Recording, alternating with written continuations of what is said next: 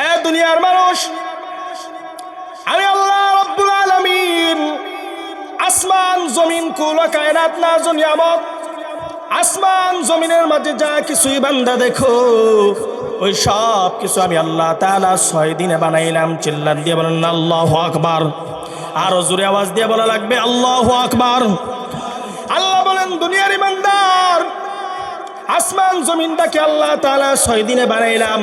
মুফাসসিরিন কেরাম বলেন 6 দিনে বানায়া আল্লাহ তাআলা দুনিয়ার মানুষদেরকে জানায় দিলেন, ও দুনিয়ার মানুষ, আল্লাহ তাআলা চাইলেই মুহূর্তের মাঝে বানাইতে পারেন। এরপরেও আল্লাহ তাআলা 6 দিন ব্যবহার করলেন, সময় লাগাইলেন, সময় লাগায় বুঝাইলেন দুনিয়ার মানুষেরা রে, কোনো একটা কাজ করতে যাইবে, যখন এই কাজটা করবে কাজের সময় তোমাকে বিবেকটা খাটা, চিন্তা ফিকির করে তাড়াহুড়া করা যাবে না। চিন্তা ফিকির করে সময় লাগিয়ে কাজটাকে তোমাকে সম্পন্ন করা লাগবে। সুবহান। এই শিক্ষা আল্লাহ আমাদেরকে দিলেন, এই শিক্ষা আল্লাহ আমাদেরকে দিলেন। সময় লাগাইতে হবে, সময় লাগিয়ে চিন্তা ফিকির করে আমাকে কাজটা সম্পাদন করতে হবে। তাড়াহুড়া করা যাবে না কোনো কাজের ক্ষেত্রে, আস্তে আস্তে করতে হবে। এরপর আল্লাহ তাআলা বলেন সুম্মা ইস্তাওয়া আলাল আরশ, আসমানটাকে বানানোর পর এ বান্দা আমি আল্লাহ তাআলা আমার আরশ, যে বিশাল একটা আরশ আছে, ওই আরশের উপর আমি আল্লাহ তাআলা সমাসীন হইলাম। আমি আল্লাহ তাআলা আমার আরশের উপর বসলাম। এবার কথা হলো আল্লাহ তাআলার আরশটা কত বিশাল বড়, আল্লাহ তাআলার আরশটা কেমন হবে, আল্লাহ তাআলার আরশটা কেমন হবে। হাদিসের মধ্যে আসে আল্লাহ তাআলার আরশ, আরেকটা হলো কুরসি, কুরসি মানে চেয়ার। আল্লাহর রাসূল বলেছেন, আরেক বর্ণনার মধ্যে আসে কুরসি মানে আল্লাহ তাআলা যেটার মধ্যে পা রাখবেন, আল্লাহ তাআলা যেটার মধ্যে পা রাখবেন এটাকে বলা হয় কি কুরসি। এই কুরসিটা কত বড় হবে, বিশাল একটা মরুভূমির মধ্যে, বিশাল একটা মরুভূমির মধ্যে যদি একটা সামান্য পরিমাণ একটা আংটি যদি রাখা হয়, বিশাল একটা মরুভূমির মধ্যে, বিশাল মরুভূমির মধ্যে মাঝখানে আংটিটা রাখা হলে বলেন তো আংটিটা কি পরিমাণ বড় দেখা যাবে? একেবারে কিঞ্চিত দেখা যাবে না, অল্প, এরকম একেবারে তুচ্ছ সামান্য অল্প একটু দেখা যাবে। বিশাল এক মরুভূমির মধ্যে আংটি রাখলে মাঝখানে, ওই রকম আল্লাহ তাআলার এই যে কুরসি যেখানে পা রাখে, আসমান জমিন যত বড় এর থেকে বিশাল বড় কুরসি। এই কুরসিটাকে মনে হবে কি আসমান জমিনের তুলনায় একেবারে ক্ষুদ্র। আল্লাহ বলতেছেন কুরসিটা কত বড় হবে। আল্লাহ বলেন ওয়াসিআ কুরসিয়ুহুস সামাওয়াতি ওয়াল আরদি, আমি আল্লাহ রাব্বুল আলামিন যে কুরসিটা আছে, কুরসিটা কত বড় হবে। কুরসিটা হলো ওয়াসিআ কুরসিয়ুহুস সামাওয়াতি ওয়াল আরদ, এই যে বিশাল বড় আসমানটা দেখা যায়, বিশাল বড় জমিনটা দেখা যায়, আল্লাহ তাআলা বলেন আসমান জমিনকে এ আমার কুরসিটা বেষ্টন করে রাখছে। সুবহানাল্লাহ। কুরসিটা কত বড়, কুরসিটা আরশ তুলনায় এত ছোট, এত ছোট। ওই যে মরুভূমির মধ্যে আংটি রাখলে যত ছোট মনে হবে, আল্লাহর আরশের তুলনায় কুরসিটা হলো এত ছোট। করেন না সুবহানাল্লাহ। এই আরশটাকে বর্তমানে বহন করতেছে 4 জন ফেরেশতা। কয়জন ফেরেশতা? 4 জন ফেরেশতা বর্তমানে আল্লাহর আরশটাকে বহন করে আছে কাঁধে।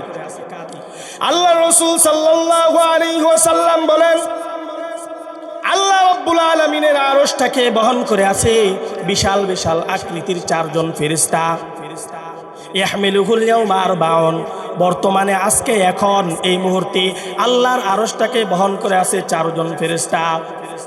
ওয়া ইয়াহমিলুহু ইয়াওমাল কিয়ামাতি সামানিয়া, আর কিয়ামতের ময়দানে ওই আল্লাহর আরশটাকে বহন করে নিয়ে আসবে কিয়ামতের মাঠে 8 জন ফেরেশতা। পড়েন না সুবহানাল্লাহ। এক একজন ফেরেশতা কত বড় হবে, আল্লাহু আকবার বলেন। আবু দাউদ শরীফের বর্ণনা আসে আল্লাহর রাসূল সাল্লাল্লাহু আলাইহি ওয়াসাল্লাম দুনিয়ার মানুষদেরকে বলেন, ও দুনিয়ার মানুষেরা রে, আমার তৈরি এক একজন ফেরেশতা আরশ বহনকারী ফেরেশতারা কত বিশাল বড় বড় হবে দুনিয়ার মানুষ তোমরা জানোনি। আল্লাহর রাসূল বলেন, আবু দাউদ শরীফের বর্ণনা 4727 নম্বর হাদিসের মধ্যে আল্লাহর নবীজি বলেন, قال رسول الله صلى الله عليه وسلم, আল্লাহর রাসূল বলেন, উযিনা লি আন নুহাদ্দিস আন মালাকিন মিন মালাইকাতিল্লাহ মান হামালাতিল আরশ, আল্লাহ রাব্বুল আলামিনের আরশটাকে বহন করে কিয়ামতের ময়দানে যেদিন নিয়ে আসবে, ওই আরশটাকে বহনকারী এক একজন ফেরেশতা কত বড় হবে। আল্লাহ রাসূল বলেন, নবীজি বলেন, আমি নবীজিকে আল্লাহ তাআলা অনুমতি দিয়েছে, ওগো নবী আপনি জানায় দেন, আমি আপনাকে অনুমতি দিয়ে দিলাম, আনু হাদিসান মালাকিন মিন মালাইকাতিল্লাহ, আল্লাহর যে আরশটা বহন করবে এক একজন ফেরেশতা কত বড় হবে। আল্লাহর রাসূল বলেন, ওয়াজিনালিয়ান হাদিসান মালাকিন মিন মালাইকাতিল্লাহ মান হামাতিল আরশ ইন্নামা বাইনা শাহমাতি উযুনিহি ইলা আতিকি মাসিরাতু 700 আম। আল্লাহর রাসূল বলেন, আল্লাহর আরশ বহনকারী এক একজন ফেরেশতা হবে, কান থেকে নিয়ে কানের লতি থেকে কাদের পর্যন্ত দূরত্ব হবে 700 বছরের রাস্তা। সুবহানাল্লাহ। এত বড় বিশাল বড় বড় একজন ফেরেশতা আল্লাহর আরশটাকে কিয়ামতের ময়দানে নিয়ে আসবে। ফেরেশতারা এত বিশাল বড় আরশটাকে কিয়ামতের ময়দানে ওই দিন নিয়ে আসবে। আল্লাহু আকবার। আল্লাহ সামনে বসে বিচার কার্য শুরু করে দিবে। সব মানুষের বিচারগুলা শুরু হয়ে যাবে। যখন বিচার কার্য শুরু হয়ে যাবে, এক একজন মানুষ দেখবে তাদের নেক আমলগুলা এক একটা বিশাল বড় বড় উহুদ পাহাড়ের মতো দেখা দিচ্ছে। নেক আমলগুলা বিশাল বড় বড় উহুদ পাহাড়ের মতো দেখা যাবে। মানুষ দেখে তো বলবে, হ্যাঁ বিশাল বড় বড় নেক, বিশ্বাসই করবে না। এটা শাইখ সানি ইমাম রব্বানি আল্লামা ইবনুল কাইয়্যিম জাওজি রাহিমাহুল্লাহর একটা বিখ্যাত কিতাব আছে, জগৎ বিখ্যাত কিতাব আদ-দা ওয়াদ দাওয়া। এই কিতাবের 375 নম্বর পৃষ্ঠায় তিনি এই হাদিসটা নিয়ে আসছেন। তিনি বলেন, বান্দারা কিয়ামতের ময়দানে যখন হিসাব নিকাশ নেওয়া হবে, আল্লাহ প্রতিদান দিবেন, তখন দেখবেন তার নেক আমলের জন্য একটা সওয়াব উহুদ পাহাড়ের মতো বিশাল বড় বড় সওয়াব দেখাবে। সুবহানাল্লাহ। ইন্নাল আবদা লা ইয়াতি ইয়াউমাল কিয়ামাতি বিহাসানাতিন আমসালাল জিবাল, পাহাড়ের মতো বিশাল বড় বড় এক একটা সওয়াব নিয়ে আসবে। ফায়াজিদু লিসানাহু কদ হাদামাহা কুল্লাহ, তার জবানের কারণে, জিহ্বার কারণে, মানুষকে গালিগালাজ করার কারণে দেখবে হঠাৎ করে তার সব আমলগুলো বরবাদ হয়ে গেছে। পাহাড়ের মতো সওয়াব থাকার পরেও কি হয়ে যাবে? পাহাড়ের মতো সওয়াবটাও বান্দার নষ্ট হয়ে যাবে। ওয়াইনাল আবদা লা ইয়াতি ইয়াউমাল কিয়ামাতি বিসাইয়াতিন আমসালিল জিবাল, এবার মানুষ বিশাল বড় বড় গুনাহের স্তূপ পাহাড় নিয়ে আসবে। ফায়াজিদু লিসানাহু কদ হাদামাহা কুল্লাহ, দেখবে গুনাহের স্তূপ নিয়ে আসবে, দেখবে দেখাবে, এই যে দেখো তোমার গুনাহের কারণে একটা বিশাল বড় একটা পাহাড়। এরপর তার পাহাড়, গুনাহের পাহাড়টা মুহূর্তে আল্লাহ তাআলা ধূলিসাৎ করে দিবেন। বলেন না সুবহানাল্লাহ। মিন কাসরতি যিকরিল্লাহ, যে আল্লাহ আসমানটা তৈরি করলেন, যে আল্লাহ জমিনটা তৈরি করলেন, ওই আল্লাহর নামের তাসবিহ পড়ার কারণে, কোরআনের তিলাওয়াত করার কারণে, জিকির আজকার করার কারণে এত বিশাল বড় গুনাহের পাহাড়টা মুহূর্তেই বিলীন হয়ে যাবে। পড়েন না সুবহানাল্লাহ। কত বিশাল আজীব বিষয় হবে কিয়ামতের মাঠে। মুহতারাম হাজিরিন, যেহেতু ওটা এতিমখানা মাদ্রাসা, এই মাদ্রাসায় এতিমদের প্রতি আমাদের মহাব্বত রাখা, এতিমদের প্রতি মহাব্বত রাখা, এতিমকে যদি আমরা ভালোবাসতে পারি, মহাব্বত করতে পারি, আল্লাহর হাবিব সাল্লাল্লাহু আলাইহি ওয়াসাল্লাম বুখারীর বর্ণনায় বলেছেন, বুখারীর বর্ণনায় আল্লাহর রাসূল সাল্লাল্লাহু আলাইহি ওয়াসাল্লাম বলেন, ও দুনিয়ার মানুষ, আমি আল্লাহ রব্বুল আলামিন ওই বান্দাদেরকে মহাব্বত করি। আল্লাহর রাসূল সাল্লাল্লাহু আলাইহি ওয়াসাল্লাম দুনিয়ার মানুষদেরকে বলেছেন, ও দুনিয়ার মানুষেরা রে, কোনো ব্যক্তি যদি চায় আমি নবীর সাথে জান্নাতে থাকবে, তাহলে ওই ব্যক্তি যেন এতিমকে মহাব্বত করি। সুবহানাল্লাহ। আমরা এখানে যারা আছি সবাই কি চাই এতিম? সবাই কি চাই? এখানে যারা আছি আমরা সবাই কি চাই যে জান্নাতের মধ্যে আল্লাহর নবীজির সাথে থাকবো? সবাই চাই তো ইনশাআল্লাহ। তাহলে এতিমকে মহাব্বত করা লাগবে। আমার দুঃখ আসতে পারে, আমার পেরেশান আসতে পারে, আমার বিপদ আসতে পারে, বিপদের সময়ও ডাকবো যাকে, তিনি কে? জোরে আওয়াজ দিয়ে বলেন না, তিনি কে? আল্লাহর রাসূল বলেন, আমার উম্মতের মাঝে এমন কিছু মানুষ থাকবে যেই মানুষেরা সবার আগে আগে ওই বান্দারা আল্লাহর স্পেশাল জান্নাতের মধ্যে ঢুকে যাবে। সুবহানাল্লাহ বলেন না কেন? সবার আগে আগে ওই বান্দারা আল্লাহর জান্নাতের মধ্যে ঢুকে যাবে। সুবহানাল্লাহ ওয়া বিহামদিহি। যাদের মধ্যে আমলটা থাকবে ওই বান্দারা সবার আগে আগে আল্লাহর জান্নাতে চলে যাবে। বয়ানুল মানি নামে একটা কিতাব আছে, এই কিতাবের মধ্যে আসছে আল্লাহ রাসূল সাল্লাল্লাহু আলাইহি ওয়াসাল্লাম বলেন, আন ইবনে আব্বাস রাদিয়াল্লাহু তাআলা আনহুমা, ইবনে আব্বাস রাদিয়াল্লাহু তাআলা আনহুমার বর্ণনা, তিনি বলেন আল্লাহর নবীজি দুনিয়ার মানুষদেরকে বলেন, ও দুনিয়ার মানুষেরা রে, কিয়ামতের কঠিন ময়দানে আউয়াল মা ইউদা ইলাল জান্নাতি ইয়াউমাল কিয়ামা, কিয়ামতের কঠিন ময়দানে আল্লাহ রাব্বুল আলামিনের এমন কিছু স্পেশাল বান্দা থাকবে যে স্পেশাল বান্দারা রবের জান্নাতে সবার আগে আগে ঢুকে যাবে।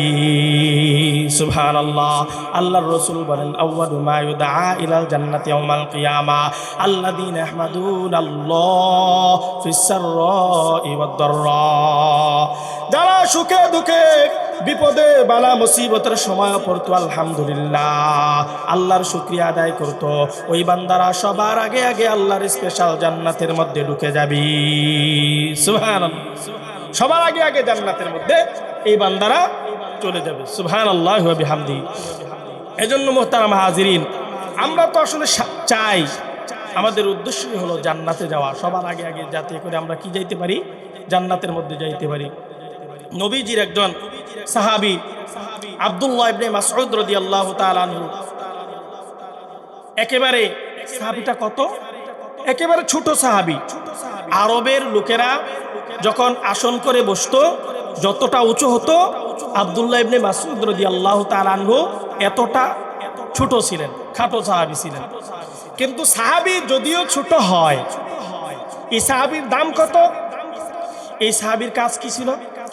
নবীজি সাল্লাল্লাহু আলাইহি ওয়াসাল্লাম যখন কোনো সফরে বের হতেন, আব্দুল্লাহ ইবনে মাসউদ রাদিয়াল্লাহু তাআলা আনহু নবীজির চাদর, নবীজির পাগড়ি, নবীজির মেসওয়াক নিয়ে বহন করে নবীজির সাথে সফরে বের হতেন। করেন সুবহানাল্লাহ। একবার এই ছোট সাহাবী, বেটে সাহাবী, খাটো সাহাবী নবীজির সাথে যাচ্ছেন, মেসওয়াক শেষ হয়ে গেছে সফরের মধ্যে।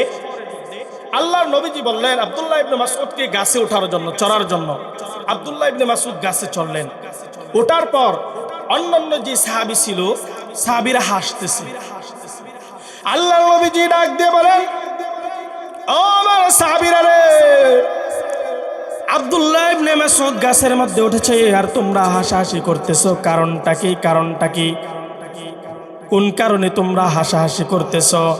সাহাবায়ে কেরামদেরকে বললেন, আল্লাহ ইয়া হাবিবাল্লাহ, ওগো নবীজি, আপনার সাহাবী আব্দুল্লাহ ইবনে মাসউদ রাদিয়াল্লাহু তাআলা আনহু যখন গাছের মধ্যে উঠলেন, গাছে ওঠার পর বাতাসে তার লুঙ্গিটা, ইজারটা লড়াচড়া করতেছে। লড়ার কারণে তার পা, চিকন চিকন পাগুলা, চিকন চিকন পাগুলা আমাদের সামনে প্রকাশ পেয়েছে। ইয়া রাসূলুল্লাহ, ইয়া হাবিবাল্লাহ, ওগো নবীজি, আমরা তো আব্দুল্লাহ ইবনে মাসউদের পাটা যখন দেখলাম, একেবারে চিকন জীর্ণ শীর্ণ পাগুলা মনে হলো। এই পাগুলো, চিকন পাগুলো দেখে ইয়া রাসূলুল্লাহ, আমাদের তো হাসি এসে গেছে, আমরা তো হাসতে লাগলাম।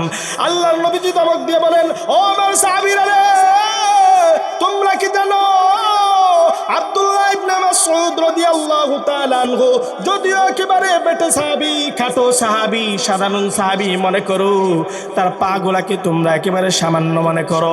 না না না, ও আমার সাহাবীরা রে, এই আব্দুল্লাহ ইবনে মাসউদের পাগুলাকে যদি কিয়ামতের ময়দানে আল্লাহ তাআলা যখন বিশাল বড় একটা মিজানের পাল্লা দাঁড় করবেন, বিশাল বড় মিজানের দাঁড়ি পাল্লার মধ্যে আব্দুল্লাহ ইবনে মাসউদের পাগুলোকে যখন রাখা হবে, লারিজুল আব্দুল্লাহ ইবনে মাসউদিন আসকালু ফিল মিজান আফদালু মিন উহুদিন।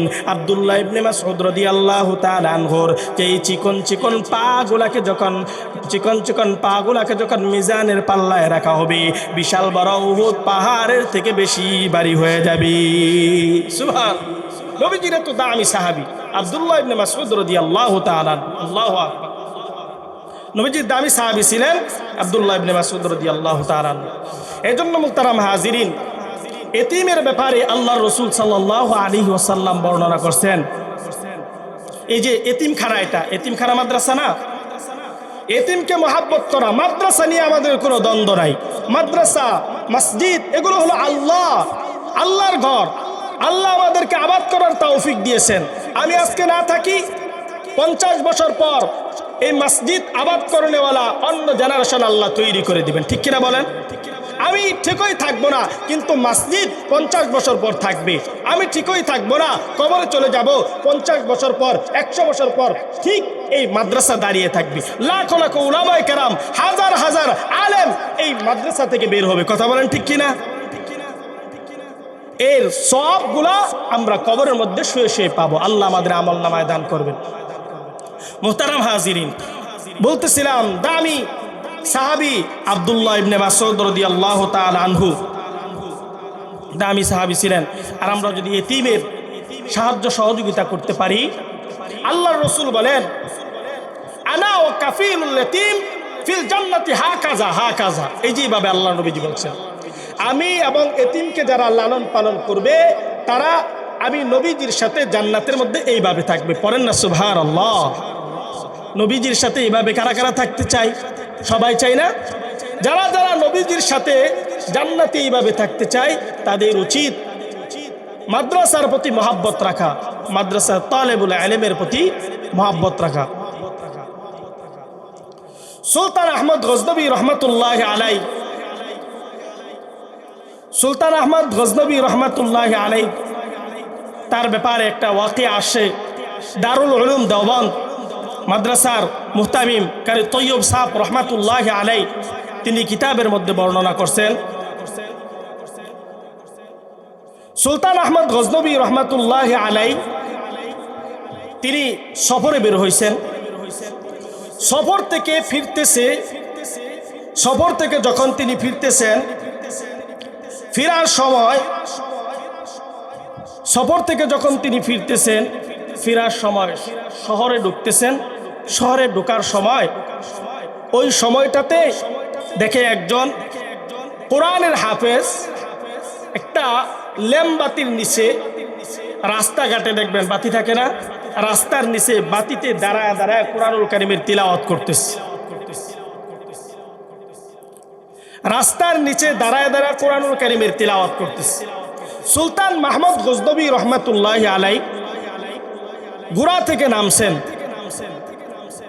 সুলতান মাহমুদ গজনবী রহমাতুল্লাহি আলাইহি দেখলেন রাস্তার পাশে একজন কোরআনের হাফেজ দাঁড়ায় দাঁড়ায় কোরআনুল কারীম থেকে তেলাওয়াত করতেছে।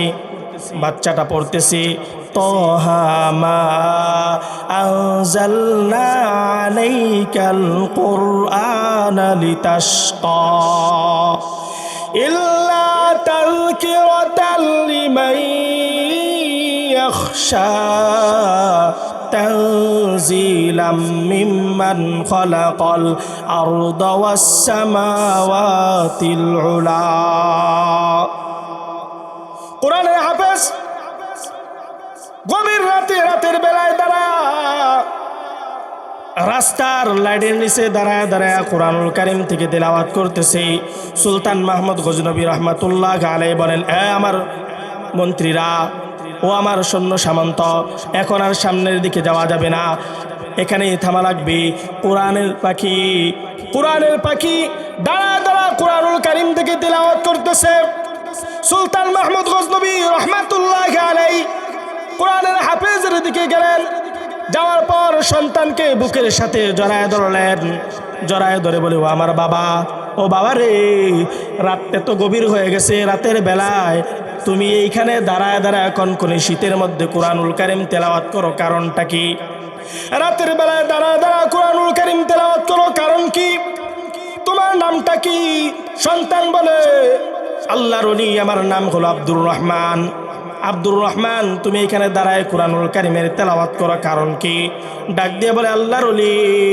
সন্তান তো আর চিনে না সুলতান মাহমুদ গজনবীকে। বলে, আল্লাহর ওলি, আমি হলাম একজন ইতিম সন্তান, আমি একজন ইতিম সন্তান, ইতিম মায়ের সন্তান। আমার বাবা মৃত্যুবরণ করেছে, আমার বাবার ইন্তেকাল হয়ে গেছে, আমার সংসারটা পালার জন্য এরকম কোনো সহযোগী কোনো মানুষ নাই। আমার মা কেবল বেঁচে আছে, আমার মা অন্যের বাড়িতে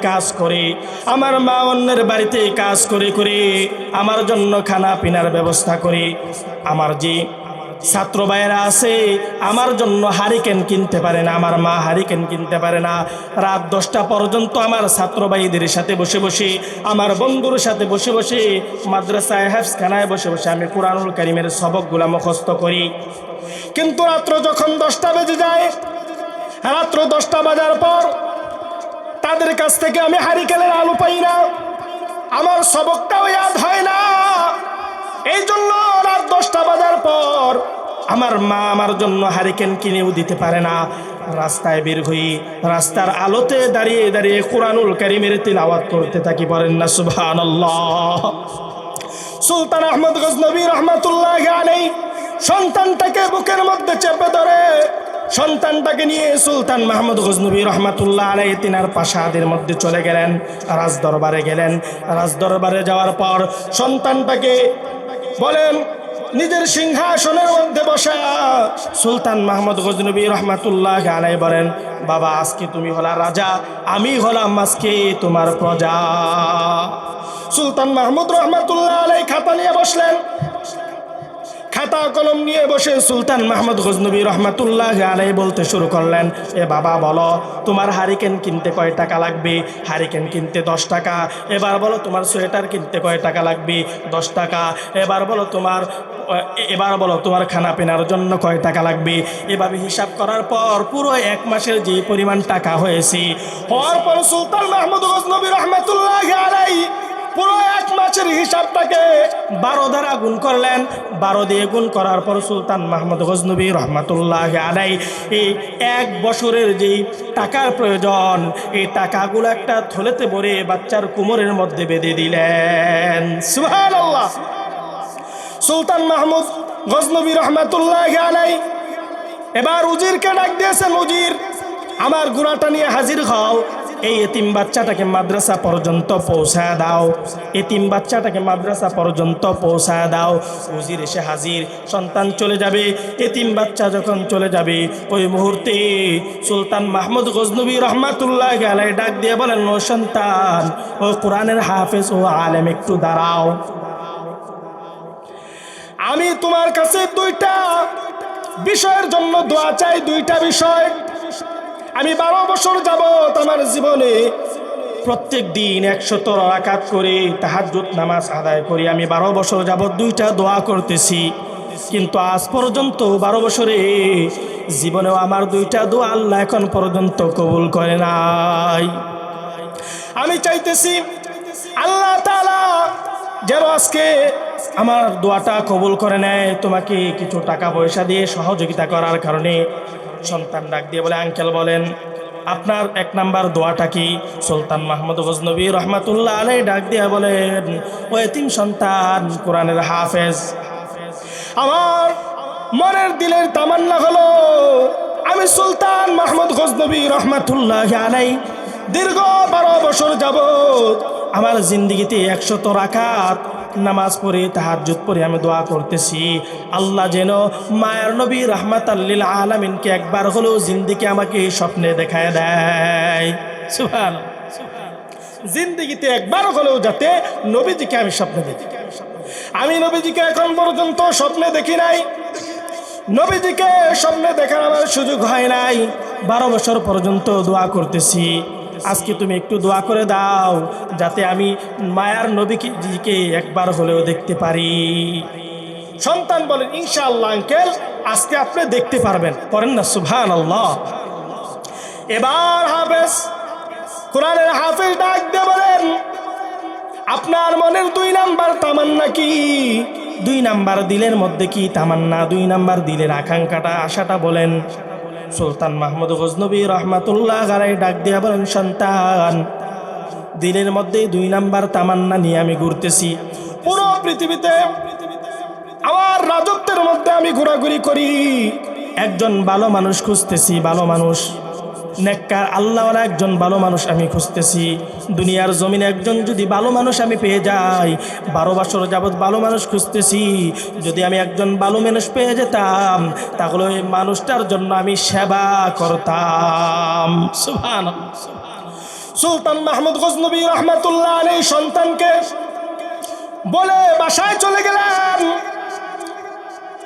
সন্তান বলেন, ইনশাআল্লাহ আঙ্কেল, আপনার দুইটা দোয়াই আল্লাহ তাআলা কবুল করবেন, আজকেই কবুল করবেন।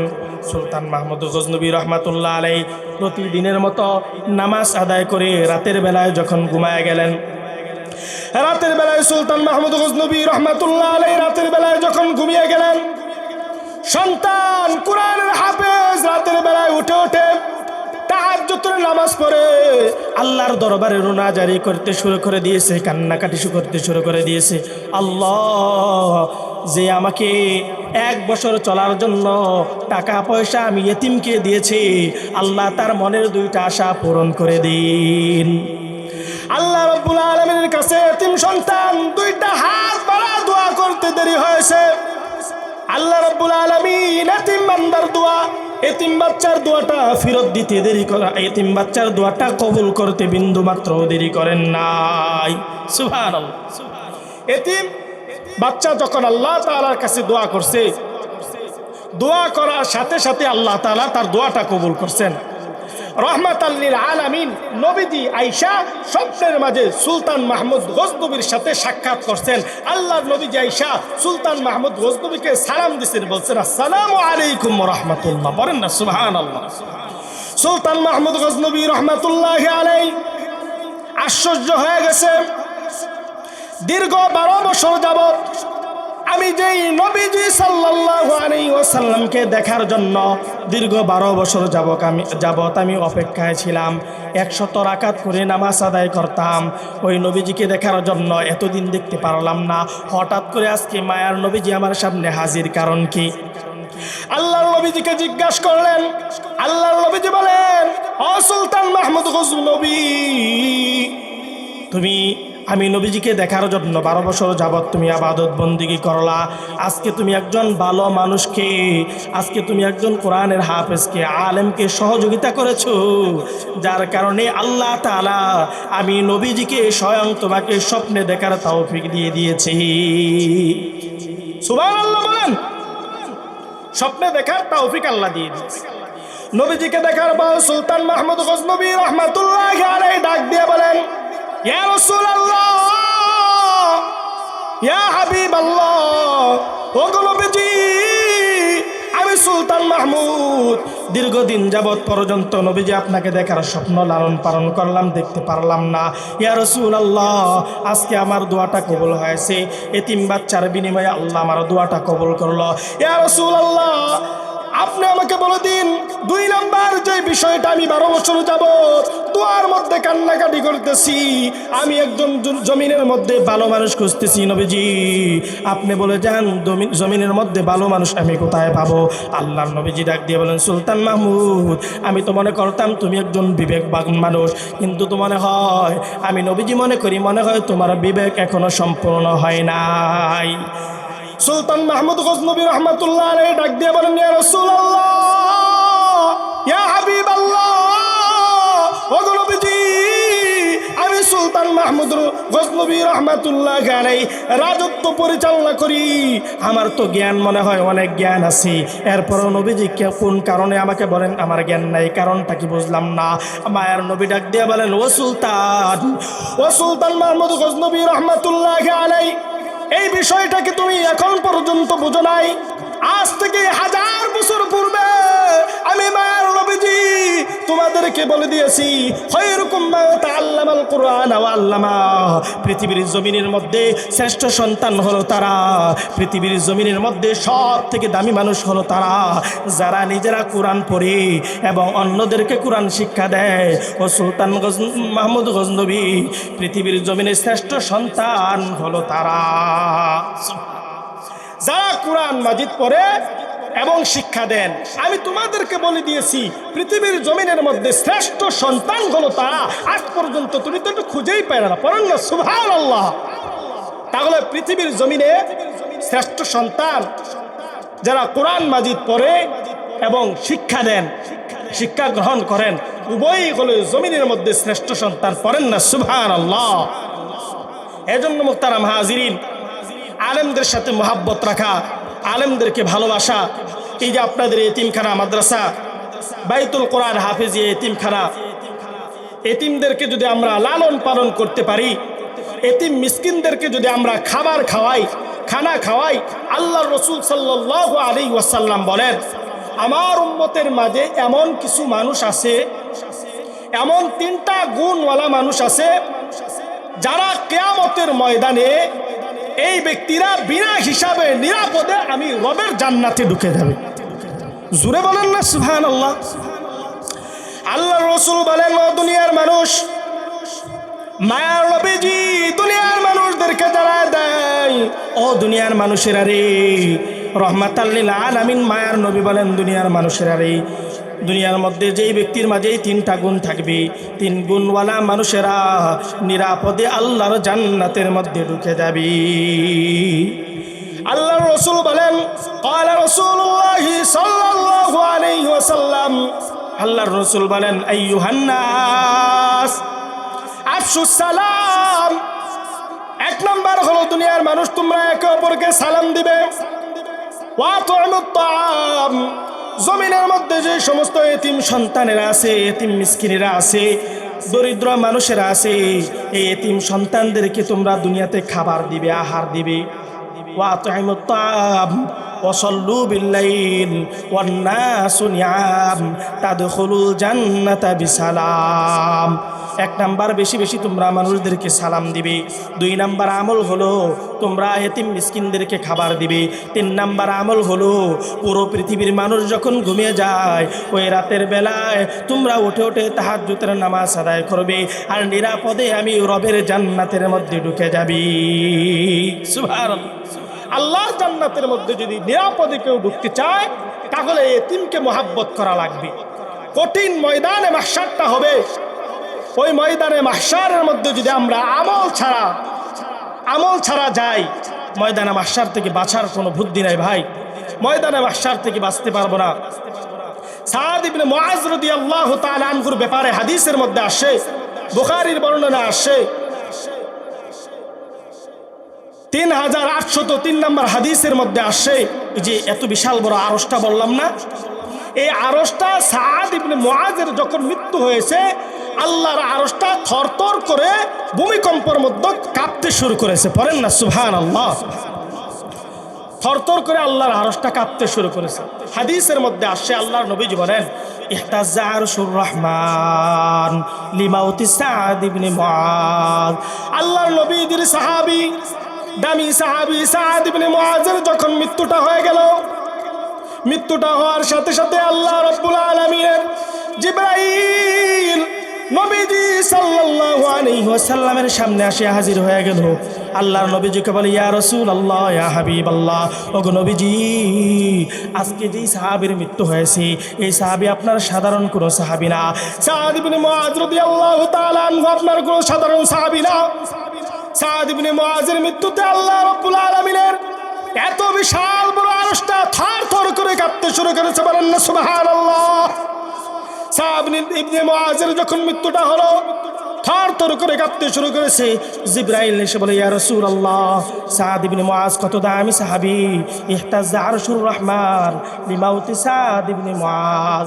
সাদ ইবনে মুআজের যখন মৃত্যুটা হয়েছে, মৃত্যু হওয়ার সাথে সাথে আল্লাহর আরশটা থরথর করে কাঁপতে শুরু করেছে। সুবহানাল্লাহ। যেই সাহাবীর মৃত্যুতে জিবরাইল নবীজির কাছে আসে, কত দামি সাহাবী মনে করে, ওই সাহাবীর মৃত্যুতে আল্লাহ তাআলার ফেরেশতারা আসমান থেকে জমিনে আসে। পড়েন না সুবহানাল্লাহ। কয়টা ফেরেশতা আসে? হাদিসের মধ্যে আসে ৭০ আলফাম মিনাল মালায়েকা, ৭০,০০০ ফেরেশতার একটা জামাত ওই সাহাবীর মৃত্যুতে জানাজার মধ্যে অংশগ্রহণ করেছে। পড়েন সুবহানাল্লাহ। এরপর এসে নবীজিকে বলতেছে, যখন খাটিয়া বহন করে সাহাবীর লাশটা নিয়ে যাইতেছে, অন্যান্য সাহাবীরা বলা বলি করে, লাশটা তো হালকা লাগে কেন, যুবক সাহাবী, নবীজি পিছন থেকে হাসেন আর মুস্কি মুস্কি হেসে বলে, ও সাহাবীরা, বাহ্যিকভাবে যদিও তোমরা এই লাশটাকে কাঁধে নিয়ে যাইতেছো, আসলে এই লাশটা তোমরা নিয়ে যাইতেছো না, বরঞ্চ আসমানের ফেরেশতারা এই লাশটাকে বহন করে নিয়ে যাইতেছে। সুবহানাল্লাহ। তাহলে এই দামি সাহাবী, মুহতারাম হাজিরিন, এই জন্য বলতেছিলাম কোরআন অনুযায়ী যদি আমরা আমল করতে পারি, এতিম বাচ্চা যারা আছে তাদেরকে যদি আমরা সহযোগিতা করতে পারি, বিভিন্ন হাদিস দ্বারা জানা যায় মাদ্রাসার প্রতি যদি আমাদের মহাব্বত থাকে, তাহলে মহাব্বতগুলার কারণে আল্লাহ তাআলা কিয়ামতের ময়দানে আমাদের জন্য নাজাতের জরিয়া বানায় দিবেন। মুহতারাম হাজিরিন, আল্লাহ তাআলা যাতে করে আমাদের জন্য মাদ্রাসা এবং তুলাবায়ে ইলম যারা আছেন এদেরকে কিয়ামতের ময়দানে নাজাতের জরিয়া বানায় দেন। সকলে বলে আমিন। ওয়া আখিরু দাওয়ানা আলহামদুলিল্লাহি রাব্বিল আলামিন।